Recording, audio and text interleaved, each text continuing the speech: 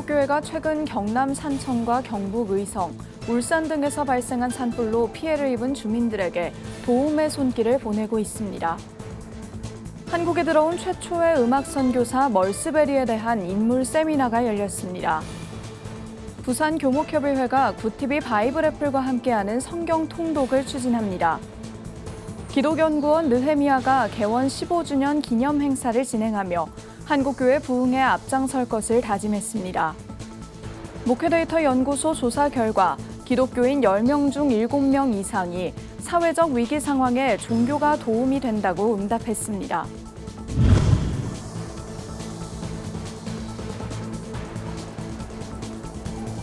시청자 여러분 안녕하십니까? 굿TV 뉴스입니다. 경남 산청과 경북 의성, 울산 등 전국 각지에서 발생한 산불로 피해가 발생한 가운데 한국교회가 이재민들을 향한 도움의 손길을 보내고 있습니다.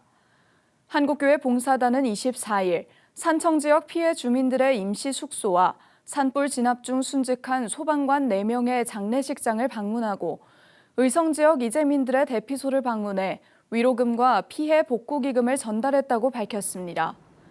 한교봉은 또 사순절 기간 동안 산불 지역 교회들과 피해 주민들을 돕기 위한 모금 활동을 전개해 나갈 것이라고 덧붙였습니다. 이 밖에 의성군에 위치한 구세군 원당 영문교회는 산불이 발생한 지난 22일부터 주민 대피와 이재민들을 위한 식사를 지원하고 있습니다.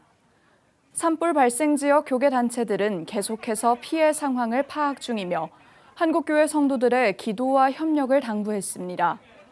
한편 산불 피해 접수와 후원 신청은 굿TV를 통해서도 동참할 수 있습니다. 한국개혁주의연구소에서는 초기 내한 선교사들의 삶을 탐구하며 1년에 2번 인물 세미나를 개최하고 있는데요. 이번에는 한국에 온 최초의 음악 선교사로 불리는 멀스베리에 대해 깊이 연구하는 자리가 마련됐습니다. 장세인 기자가 보도합니다. 1907년 평양 대부흥 운동을 지나며 한국의 기독교 인구는 폭발적으로 증가했습니다. 1000명이 넘게 모이는 대형 교회가 생겨나자 교회에는 성가대가 조직됐고 전문적인 음악 교육의 필요성이 대두됐습니다. 그때 한국에 온 최초의 음악 선교사로 불리는 멀스베리가 평양에 발을 디뎠습니다. 1929년 8월 31일에 이제 평양에 도착을 해서 직함은 그렇게 늘 써 있어요. 숭실전문학교 음악학 부장님이고 평양 외국인학교 음악 책임자로 왔다는데 또 거기 읽어보면 숭실전문학교에는 음악 과목도 없고 음악 학부도 없었대요. 개인적으로 음악 교육을 필요로 하는 학생들을 과외로 가르치는 그런 역할을 하셨습니다. 한국 이름을 마두원으로 지은 멀스베리는 학교 밴드를 가르쳤고 교회 성가대 전문 지휘자를 양성했으며 평양 거리에서는 노방전도를 이어갔습니다. 일제가 신사참배를 강요하자 1936년 사직했고 신사참배 반대 기도회를 열다 결국 추방됐습니다. 이후 미국에서 목사 안수를 받았고 1948년 다시 귀국해 강원도 홍천에서 지역 선교를 감당하다 교통사고로 별세했습니다.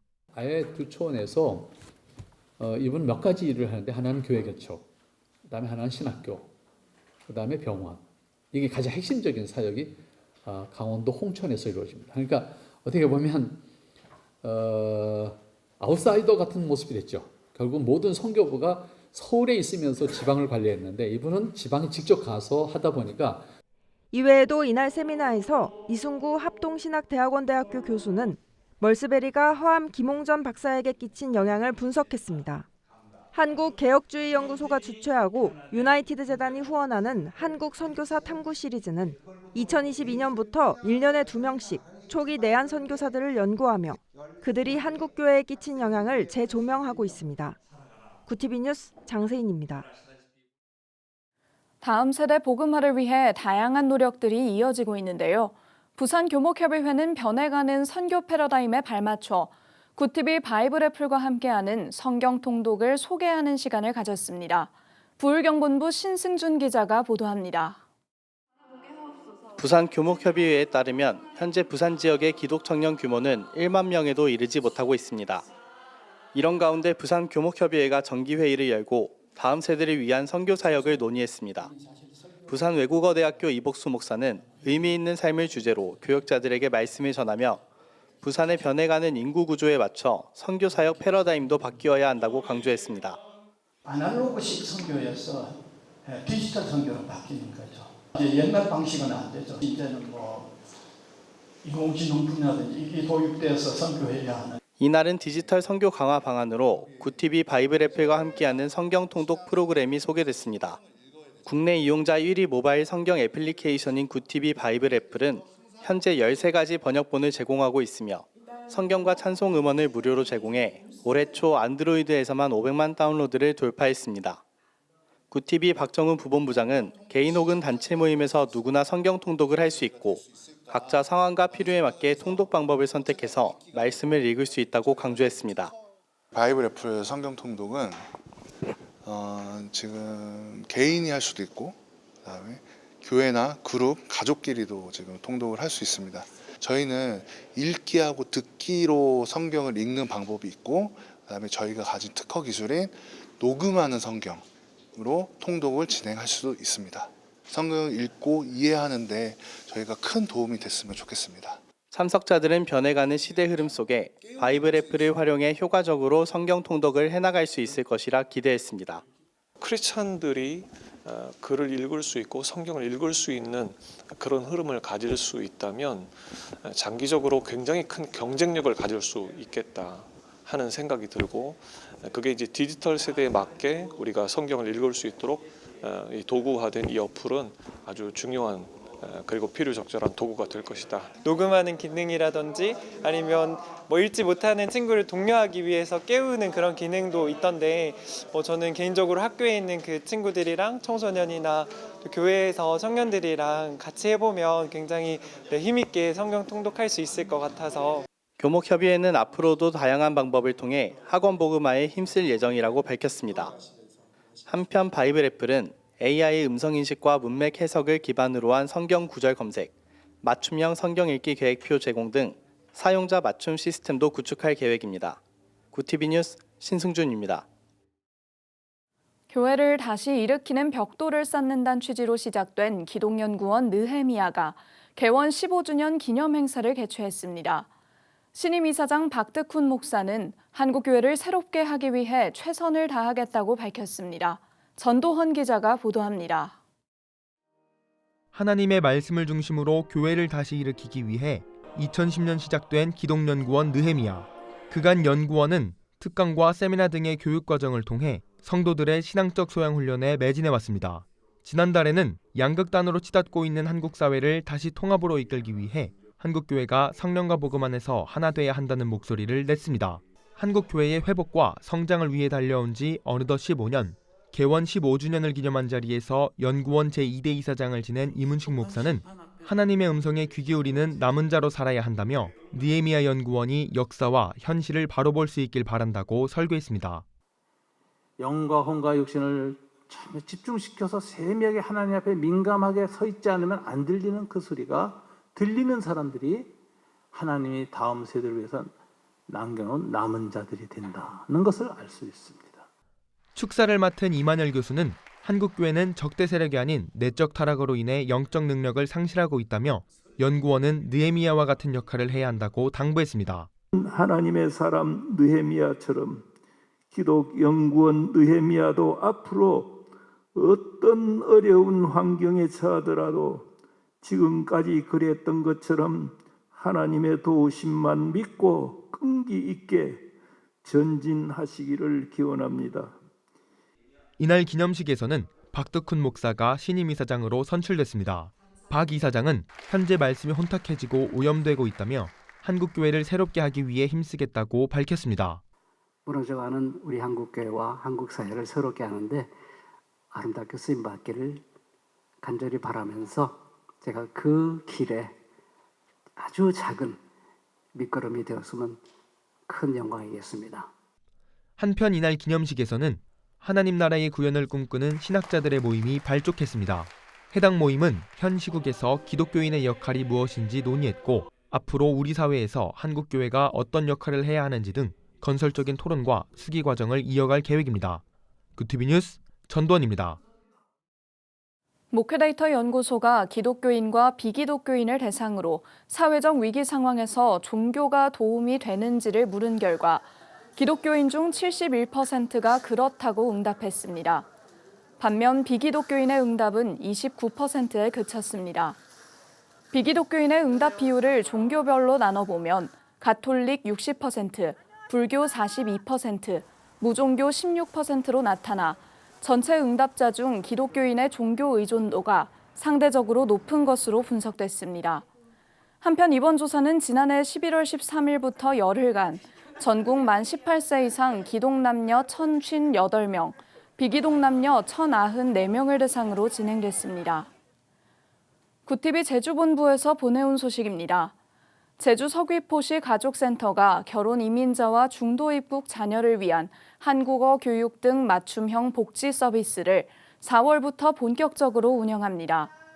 이번 프로그램은 제주 지역의 다문화 가족과 한부모 가정이 건강하고 행복한 삶을 살아갈 수 있도록 지원하기 위해 추진됩니다.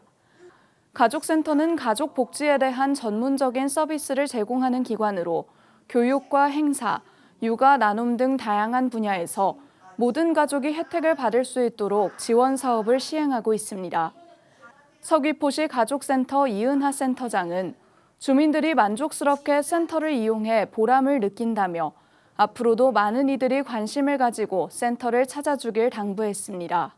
서귀포시 모든 가족을 대상으로 하고 있는 그런 가족센터가 있는 거를 아직도 많이 모르시더라고요. 다문화 가족뿐만 아니라 모든 가족 취약계층, 또 일반 가족, 조성가족, 특히 1인 가구 모든 프로그램을 다 하고 있으니까 많이 이용해 주시면 감사하겠습니다. 이 밖에 센터는 가족 간 유대를 강화하기 위해 매월 가족사랑의 날 행사를 개최하는 등 다양한 연합 행사를 시행해 지역사회에 높은 관심을 받고 있습니다.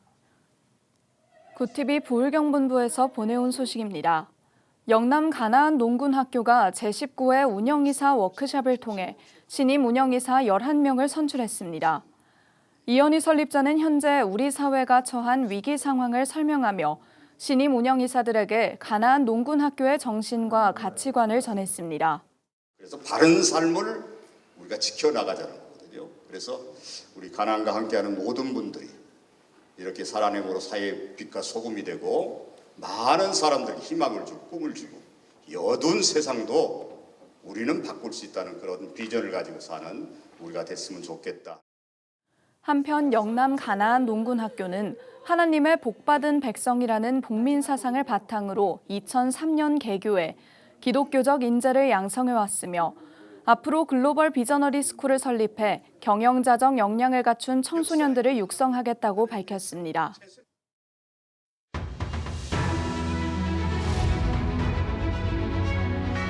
오늘의 이슈 포커스입니다. 헌법재판소가 24일 한덕수 국무총리에 대한 국회의 탄핵 소추를 기각했습니다.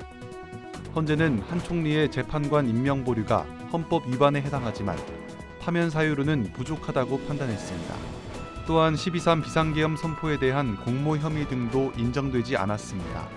다만 정계선 재판관은 헌법 위반을 이유로 한 총리 파면이 타당하다는 인용 의견을 냈습니다. 헌재의 이번 결정으로 한 총리는 다시 직무를 수행하게 됐습니다. 사흘째 확산 중인 경북 의성 산불 진화율이 70%를 넘겼습니다. 산림청에 따르면 24일 낮 12시 기준 의성 산불구역 진화율은 71%입니다. 산불 영향구역은 7,516헥타르며 전체 화선 133.9km 가운데 95.2km에서 진화가 완료됐습니다. 당국은 이날 안평면과 안개면 등의 진화 헬기 수십 대와 산불 특수 진화대 등 인력 2,602명, 진화 장비 318대 등을 동원해 주불 진화 작업을 벌였습니다. 지난해 비상계엄 사태로 기소된 윤석열 대통령에 대한 형사재판이 다음 달 14일부터 본격적으로 시작합니다. 서울중앙지법 형사합의 25부는 24일 윤 대통령의 내란 우두머리 혐의 사건 2차 공판준비 기일을 열고 이같이 정했습니다. 재판부는 다음 달 14일을 1차 공판 기일로 잡고 이날 검찰이 신청한 최상목 부총리 겸 기획재정부 장관과 조태열 외교부 장관에 대한 증인신문을 하기로 했습니다.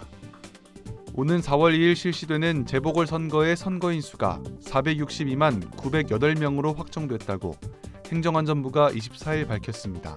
이번 재보선은 부산과 서울 구로구, 아산시와 거제시 등 모두 21곳에서 진행됩니다. 이번 선거에서 가장 규모가 큰 부산 교육감 선거의 선거인 수는 287만 324명입니다. 구티비 뉴스 장정훈입니다.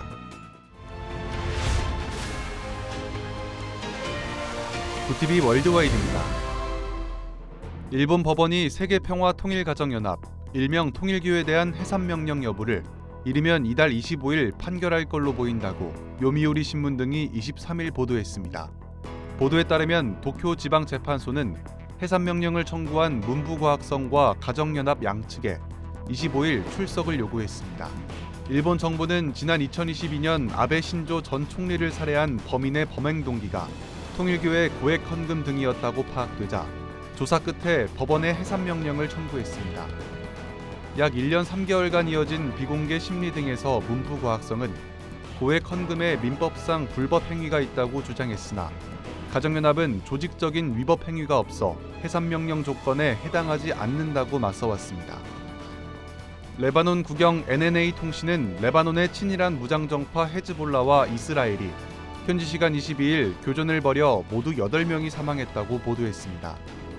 이스라엘군은 이날 목표물 수십 곳에 강력하게 대응하라는 베냐민 네타냐후 총리와 이스라엘 카츠 국방부 장관의 명령에 따라 레바논 남부를 공습했다고 밝혔습니다. 이스라엘의 공습은 이날 오전 접경 지역 메툴라 마을을 향해 발사된 미사일 공격에 대한 보복 조치라고 밝혔습니다. 레바논에서 이스라엘로 미사일이 날아간 건 작년 11월 말 휴전 이후 두 번째로 이날 교전은 휴전 이후 가장 강도 높은 거라고 AP통신은 전했습니다. 미국 그랜드 캐니언을 여행하던 한국인 여성 3명이 10일째 연락이 두절돼 현지 경찰이 수색에 나섰습니다.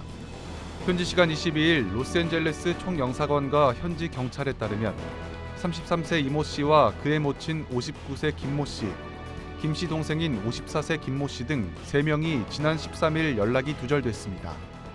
현지 경찰은 이들이 빌릴 렌터카를 추적한 결과 근처에서 차량 추돌 사고를 확인했으며 사고와의 연관성을 조사하고 있다고 밝혔습니다. 경찰은 이들의 얼굴을 공개하고 실종 전단지를 만들어 인근 지역에 배포하는 한편 고속도로 사고 지역을 중심으로 수색도 계속하고 있습니다. 다음 달 유엔 인권이사회에서 채택될 북한 인권 결의안에 러시아 파병에 대한 국제사회의 우려가 담길 것으로 예상됩니다. 23일 유엔 인권이사회 홈페이지에 따르면 폴란드와 호주는 북한 인권 결의안 초안을 지난 20일 제출했습니다. 초안에는 북한이 국경과 기타 지역, 특히 민간인 고통을 악화시키거나 인권 침해를 부채질하고 국제안보를 불안정하게 만드는 곳에서 치명적이고 과도한 무력을 사용하지 않도록 촉구한다는 문구가 들어갔습니다. 또한 지난해 통과된 유엔 총회 북한 인권 결의를 인용해 북한의 두 국가론이 이산가족 문제 상황에 부정적 영향을 초래할 수 있다고 우려하는 내용도 담겼습니다. 구티비 뉴스 장정훈입니다.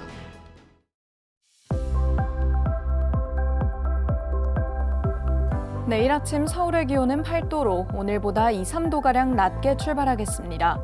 한낮에는 20도까지 기온이 크게 오르겠는데요. 미세먼지 농도는 더 나빠지겠습니다. 이어서 전국 날씨입니다. 내일 한낮 최고 기온은 서울 20도, 강릉 19도가 예상됩니다. 남부지방의 경우 대구 25도, 광주 24도, 부산은 19도를 보이겠습니다. 날씨였습니다. 경남 산청과 경북 의성, 울산 울주군 등 영남 곳곳에서 발생한 산불로 인명피해와 재산피해가 이어지고 있습니다. 피해를 입은 이재민을 위해 한국교회에서는 지원금과 식사 제공 등 구호 활동에 전념하고 있는데요. 피해 사례 접수와 후원 신청에 있어 구티비도 발빠르게 움직여 이재민들의 아픔이 조금이라도 아물 수 있도록 동참하겠습니다. 이상으로 뉴스를 마칩니다. 함께해 주신 여러분 고맙습니다.